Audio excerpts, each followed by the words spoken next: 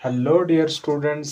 हम class 8th की science study कर रहे थे, जिसमें हमने अपना पहला chapter microorganism friend and foe study किया था। हम पहुंचे थे कि हम कैसे प्रिजर्व करते हैं अपनी फूड को, जिसमें आपको मैंने अलग अलग प्रोसेसेस के बारे में बोला था कि माइक्रो ऑर्गेनिजम्स को की ग्रोथ को हम कैसे कम करके अपनी फूड को प्रिजर्व कर सकते हैं। उसमें सबसे पहले मैंने आपको बताया था कि हम क्या कर सकते हैं, हम केमिकल्स का यूज कर सकते हैं माइक्रो ऑर्गेनिजम्स की ग्रोथ को कम करने के लिए। कौन से केमिकल्स को?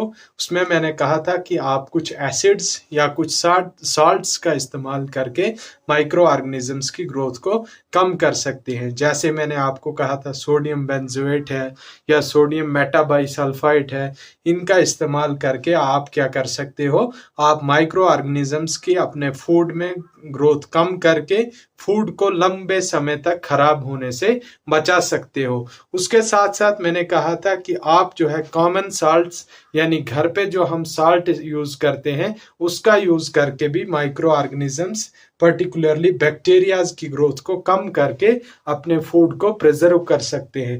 उसके साथ साथ मैंने कहा था कि आप जो है शुगर का यूज करके भी माइक्रो ऑर्गेनिजम्स की ग्रोथ को कम कर सकते हैं। शुगर क्या करता है? शुगर हमारे फूड आइटम्स के मॉइस्चर कंटेंट यानी नमी को कम करता है, जिसकी वजह से वहां पे बैक्टीरियाज की ग्रोथ कम होती है। जब बैक्टीरियाज की ग्रोथ कम होगी तो हमारा फूड लंबे समय तक खराब नहीं होगा। उसके बाद मैंने आपको बोला था कि आप जो है ऑयल और विनेगर का इस्तेमाल भी कर सकते हैं। ऑयल और विनेगर का कैसे आप इस्तेमाल कर सकते हो फूड प्रिजर्व करने के लिए? मैंने आपको कहा था कि ऑयल और विनेगर एक ऐसा इन्वायरमेंट क्रिएट करता है हमारे फूड आइटम्स में, जिस इन्वायरमेंट में क्या होता है कि माइक्रो ऑर्गेनिजम्स की ग्रोथ कम होती है और हमारा फूड प्रिजर्व रहता है यानी खराब होने से बचता है। आज हम स्टडी करते हैं इसी का एक और मेथड जिससे हम माइक्रो ऑर्गेनिजम्स से अपने फूड को बचा सकते हैं, that is heat and cold treatment. Heat and cold treatment. Heat and cold treatment में क्या करते हैं हम टेम्परेचर देते हैं अपने फूड आइटम्स को, जिनकी वजह से क्या होता है, हीट जब टेम्परेचर हम बढ़ाएंगे अपने फूड आइटम्स का, टेम्परेचर बढ़ाने से क्या होगा, हमारे जो माइक्रो ऑर्गेनिजम्स है उनकी ग्रोथ कम होगी, यानी माइक्रो ऑर्गेनिज्म जो है वो इस टेम्परेचर पे सरवाइव नहीं कर पाएंगे। तो जिसकी वजह से जब माइक्रो ऑर्गेनिज्म सरवाइव नहीं कर पाएंगे तो हमारे फूड आइटम्स क्या होंगे, वो लंबे समय तक खराब नहीं होंगे। उसके साथ साथ ये तो हो गया कि हीट से हम कैसे बचा सकते हैं, यानी हीट से हम माइक्रो ऑर्गेनिजम्स की ग्रोथ को कैसे कम कर सकते हैं। अब हम देखते हैं कोल्ड यानी टेम्परेचर कम। यहां पे हम क्या कर रहे थे, हम टेम्परेचर राइज कर रहे थे, हम टेम्परेचर राइज कर रहे थे। यहां पे हम टेम्परेचर डाउन कर रहे हैं यानी टेम्परेचर कम कर रहे हैं। टेम्परेचर डाउन करने से क्या होता है, जैसे कि हमारा रेफ्रिजरेटर काम करता है।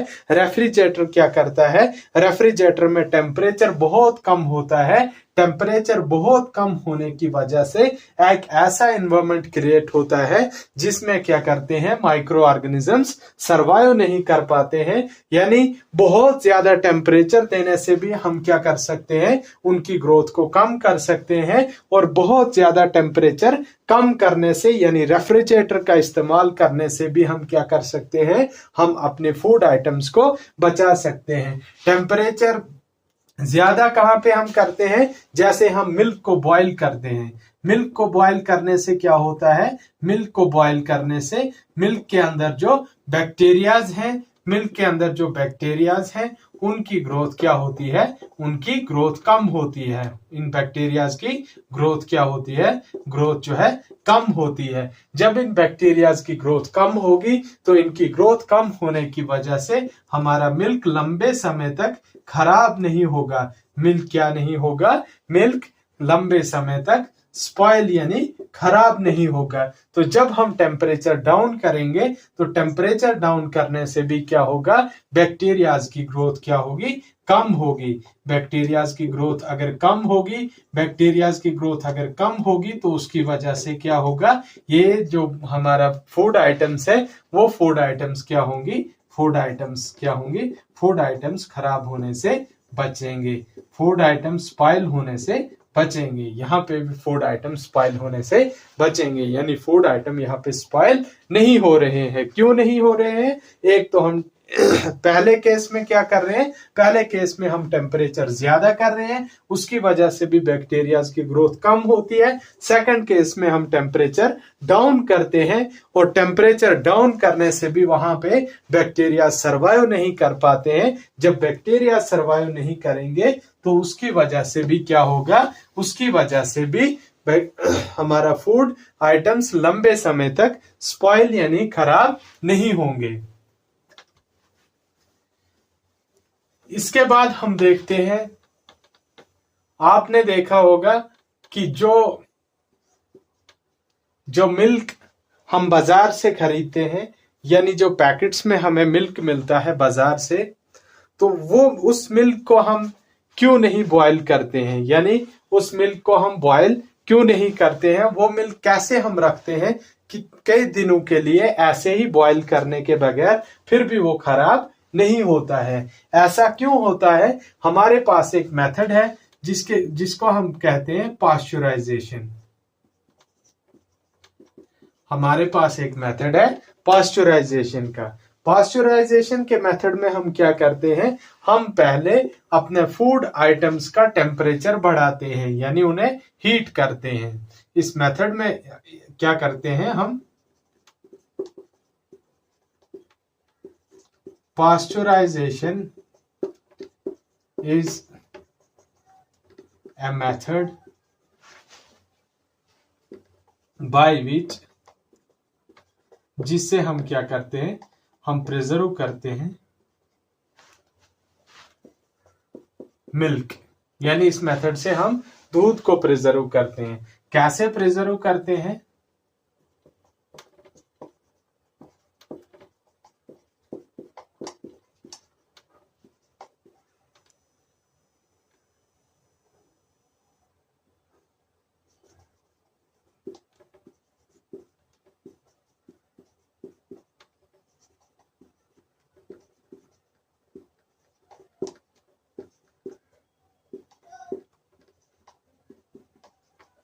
पहले हम मिल्क को हीट अप करते हैं, यानी मिल्क का टेम्परेचर बढ़ाते हैं, और उसके बाद हम इसको चिल करते हैं, यानी इसको कूल डाउन करते हैं। पहले क्या करते हैं, हम मिल्क का टेम्परेचर बढ़ाते हैं, पहले मिल्क का टेम्परेचर बढ़ाते हैं लगभग 70 डिग्री तक, 70 डिग्री सेल्सियस हम मिल्क का टेम्परेचर बढ़ाते हैं, और उसके बाद 15 टू 30 सेकंड्स क्या करते हैं, 15 टू 30 सेकंड्स इसको चिल करते हैं, इसको कूल करते हैं। तो उसकी वजह से क्या होता है, उसकी वजह से भी हम क्या कर सकते हैं, मिल्क को पास्चुराइज यानी मिल्क को बचा सकते हैं बैक्टीरिया से।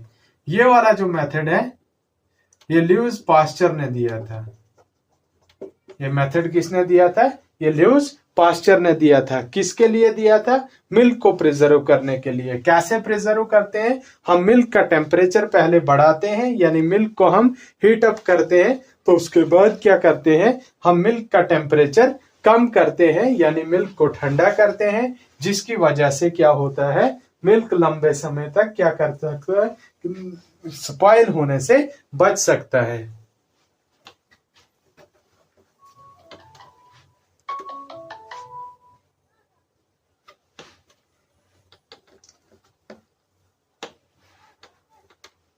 इसके बाद हम देखते हैं एक और मेथड, स्टोरेज एंड पैकिंग का।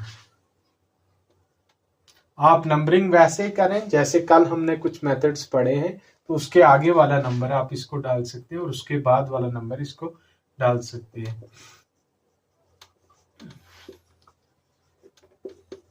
Storage and packing.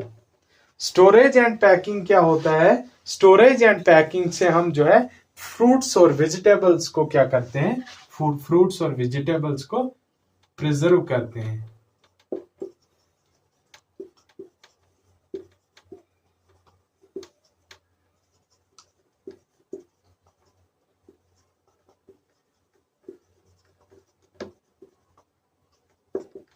इस मेथड से क्या कर सकते हैं हम, फ्रूट्स और वेजिटेबल्स को प्रिजर्व कर सकते हैं।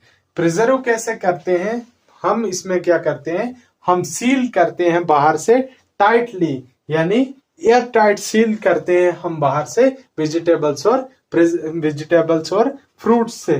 कितना मतलब बाहर से हम क्या करते हैं, हम सील चढ़ाते हैं, यानी हम क्या करते हैं, यहाँ पे हम यूज करते हैं पॉलीथीन का, जिससे हम टाइटली वेजिटेबल्स और फ्रूट्स को क्या करते हैं, बाहर से सील करते हैं, जहां से अंदर एयर भी नहीं जा सकता है। और वहां पे क्या करता है, इसकी वजह से क्या होता है, हमारे फ्रूट्स और वेजिटेबल्स पे बैक्टीरियम का अटैक, बैक्टीरियाज या माइक्रोब्स का अटैक नहीं होता है। कैसे नहीं होता है, क्योंकि यहाँ पे हमने बाहर से वेजिटेबल्स और फ्रूट्स को सील किया है। आपने देखा होगा, अगर आप कहीं पे जाते हो वेजिटेबल्स या फ्रूट्स खरीदने, हमारे पास कुछ एक फ्रूट्स या वेजिटेबल्स के बाहर से आपने देखा होगा कि एयर टाइट सील लगी होती है, जिसकी वजह से माइक्रोब्स के अटैक से हम इनको बचाते हैं। आई होप कि आपको ये मेथड समझ आए होंगे, जिनमें हमने स्टडी किया कि हम अपने फूड आइटम्स को कैसे बैक्टीरियम या माइक्रोब्स से बचा सकते हैं। इसके बाद हम एक नए टॉपिक स्टार्ट करने जा रहे हैं, नाइट्रोजन फिक्सेशन।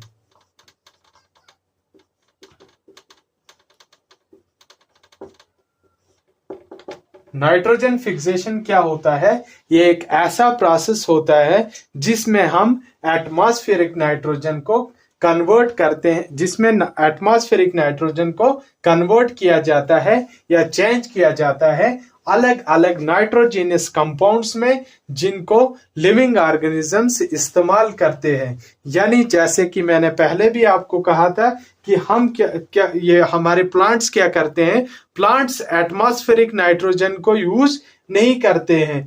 प्लांट्स किसे यूज करते हैं, प्लांट्स यूज करते हैं एटमॉस्फेरिक नाइट्रोजन को जब फिक्स किया जाता है, यानी इस एटमॉस्फेरिक नाइट्रोजन को जब चेंज किया जाता है कुछ ऐसे कंपाउंड्स में, जैसे नाइट्रेट्स में जब चेंज किया जाता है बैक्टीरियम या ब्लू ग्रीन एल्गी की वजह से, तो उसके बाद क्या करते हैं प्लांट्स अपनी रूट से नाइट्रोजन को लेते हैं और एब्जॉर्ब करते हैं नाइट्रोजन को सॉइल से। कहां से लेते हैं प्लांट्स नाइट्रोजन को, प्लांट्स नाइट्रोजन को सॉइल से लेते हैं। और किन की मदद से लेते हैं, प्लांट्स नाइट्रोजन को रूट्स की मदद से लेते हैं। यानी प्लांट सॉइल से नाइट्रोजन लेते हैं, ये ना कि एटमॉस्फेयर से नाइट्रोजन लेते हैं, क्योंकि एटमॉस्फेरिक नाइट्रोजन को प्लांट यूज नहीं करते हैं। प्लांट्स जब भी नाइट्रोजन का यूज करते हैं, वो अपनी सॉइल से नाइट्रोजन के अलग अलग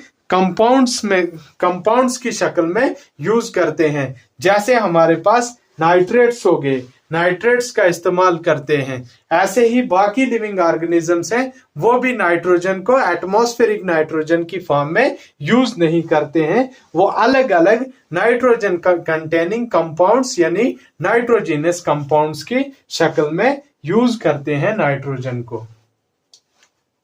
नाइट्रोजन फिक्सेशन क्या होता है,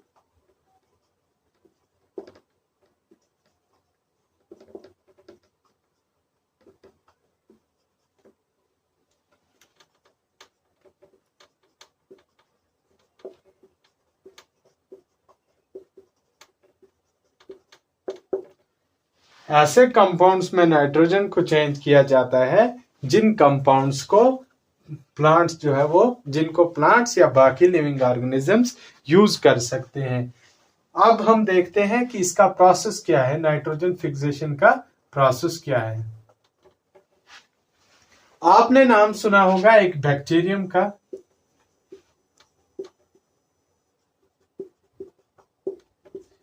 राइजोबियम।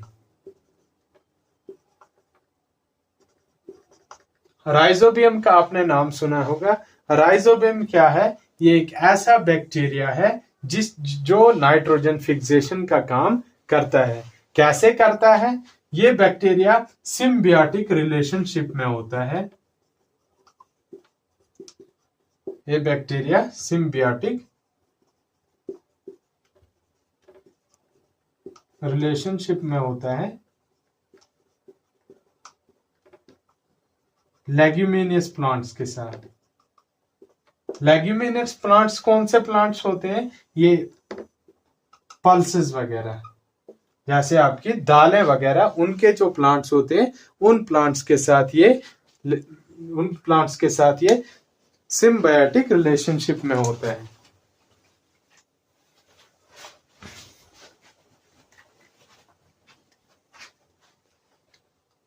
क्या होता है राइजोबियम? राइजोबियम एक ऐसा बैक्टीरियम होता है जो सिम्बायोटिक रिलेशनशिप में होता है लेग्यूमिनियस प्लांट्स के साथ। सिम्बायोटिक रिलेशनशिप क्या होता है? ये एक ऐसा रिलेशनशिप होता है जिसमें दोनों लिविंग ऑर्गेनिजम्स का फायदा होता है। कैसे फायदा होता है मैं अभी आपको समझाता हूं। देखिए, राइजोबियम क्या होता है? ये लेग्यूमिनियस प्लांट्स की रूट्स में होता है। ये लेग्यूमिनियस प्लांट्स की रूट्स में होता है।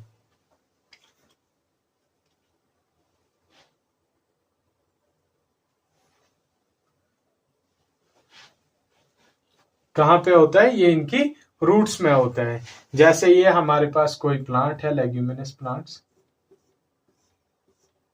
इनकी जो रूट्स होती हैं उनमें नोड्यूल्स होते हैं। इन्हें हम नोड्यूल्स कहते हैं। क्या कहते हैं? नोड्यूल्स कहते हैं। ये हमने रूट ले लिया किसी लेग्यूमिनस प्लांट का जिसमें बहुत सारे नोड्यूल्स हैं। इन नोड्यूल्स में क्या होते हैं? इन नोड्यूल्स में बैक्टीरिया होता है जिसका नाम है राइजोबियम। राइजोबियम कहाँ पे रहता है? राइजोबियम लेग्यूमिनियस प्लांट्स के रूट्स के अंदर जो नोड्यूल्स होते हैं उनमें रहता है। और ये क्या करता है? राइजोबियम बैक्टीरियम क्या करता है? ये एटमॉस्फेरिक नाइट्रोजन को कन्वर्ट करता है। ये एटमॉस्फेरिक नाइट्रोजन को कन्वर्ट करता है नाइट्रोजीनियस कंपाउंड्स में। नाइट्रोजीनियस कंपाउंड्स में, जिन नाइट्रोजीनियस कंपाउंड्स को प्लांट्स अपने रूट के जरिए से एब्जॉर्ब करते हैं और अपनी बॉडी में ले जाते हैं, जहां पे उसका इस्तेमाल होता है, नाइट्रोजन का इस्तेमाल होता है न्यूक्लिक एसिड बनाने के लिए,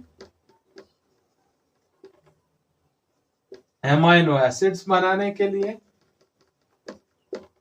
या बहुत सारे विटामिन्स बनाने के लिए। इन सब के लिए प्लांट्स इस्तेमाल करता है किसका? नाइट्रोजन का। नाइट्रोजन फिक्सेशन क्या होती है? नाइट्रोजन फिक्सेशन एक ऐसा प्रोसेस होता है जिसमें एटमॉस्फेरिक नाइट्रोजन को हम अलग अलग नाइट्रोजन कंटेनिंग कंपाउंड्स में कन्वर्ट करते हैं या नाइट्रोजनस कंपाउंड्स में कन्वर्ट करते हैं। कौन कन्वर्ट करता है? जिसके लिए एक बैक्टीरियम होता है जिसका नाम है राइजोबियम। राइजोबियम क्या करता है? राइजोबियम एटमॉस्फेरिक नाइट्रोजन को नाइट्रोजनस कंपाउंड्स में कन्वर्ट करता है और जिन नाइट्रोजनस कंपाउंड से प्लांट्स नाइट्रोजन लेते हैं। कैसे लेते हैं? ये अपने रूट्स के जरिए सॉइल से लेते हैं, क्योंकि ये राइजोबियम कहाँ होता है? ये सॉइल के अंदर लेग्यूमिनस प्लांट्स के रूट्स में जो नोड्यूल्स है उनमें होता है और वहीं से ये क्या करते हैं? ये लेते हैं नाइट्रोजन। नाइट्रोजन किस फॉर्म में लेते हैं? नाइट्रोजनस कंपाउंड्स की फॉर्म में लेते हैं, ना कि एटमॉस्फेरिक नाइट्रोजन एटमॉस्फेरिक नाइट्रोजन इस्तेमाल, ना कि एटमॉस्फेरिक नाइट्रोजन प्लांट्स इस्तेमाल करते हैं अपने अलग अलग नाइट्रोजन कंटेनिंग कंपाउंड जैसे न्यूक्लिक एसिड वगैरह बनाने के लिए, जो जरूरी है प्लांट्स के लिए।